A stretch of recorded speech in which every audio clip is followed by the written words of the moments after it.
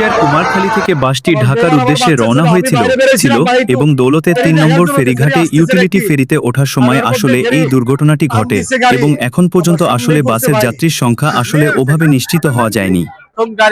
ধারণা করা হচ্ছে ৪০ থেকে ৫০ জন যাত্রী নিয়ে কিন্তু ঢাকার উদ্দেশ্যে রওনা হয়েছিল এবং আপনি জানেন যে ঈদ শেষে অনেকেই কর্মস্থলে ফিরছিলেন এবং ধারণা করা হচ্ছে যে এই যানবাহনের ভিতরে এই বাসের ভেতরে আসলে সেই কর্মস্থল মুখে অনেক মানুষ কিন্তু ছিল এবং স্থানীয় যে তথ্যটি আমরা যেটি জানতে পেরেছি যে এই ১০-১২ জনকে আসলে উদ্ধার করা হয়েছিল, বাকি সবাই কিন্তু আসলে বাসে আটকা পড়ার কিন্তু একটা কিন্তু আশঙ্কা কিন্তু করা হচ্ছে এবং ধারণা করা হচ্ছে তারা হয়তোবা আটকা পড়েছে ভিতরে এবং এই ঘটনার পরপরই ফায়ার সার্ভিসের যে ডুবুরি দল তারা ঘটনাস্থলে এসেছেন।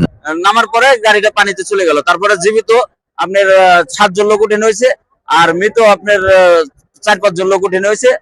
আমরা সংবাদ পাওয়া দ্রুত আমরা ওই পারে যে আমরা আরিসার যে ডুবুরি টিম আছে, ডুবুরি টিম আমরা দ্রুত নিয়ে আসি। অলরেডি ডুবুরি টিম কাজ করতেছে আর আমাদের ফরিদপুর থেকে ডুবুরি টিম আসতেছে এবং ঢাকা থেকে ডুবুরি টিম আসতেছে। তারা পথে হয়তো কিছুক্ষণের মধ্যে পৌঁছে যাবে, এরা কাজ করতেছে। আমরা দেখি ৫-৭ জনের মতো উদ্ধার হয়েছে, যারা প্রথমে উপরে যারা ছিল তারা উদ্ধার হয়েছে। বাদ বাকিটা সব বাসের মধ্যে ছিল। বাসের নাম সৌহার্দ্য বাস। বাস ওঠার সময় ফেরিতে ওঠার সময় পড়ে গিয়েছে, বাস একদম নিচে চলে গেছে। আমরা উদ্ধারের চেষ্টা করছি, হয়তো খুব দ্রুত আমরা উদ্ধার করার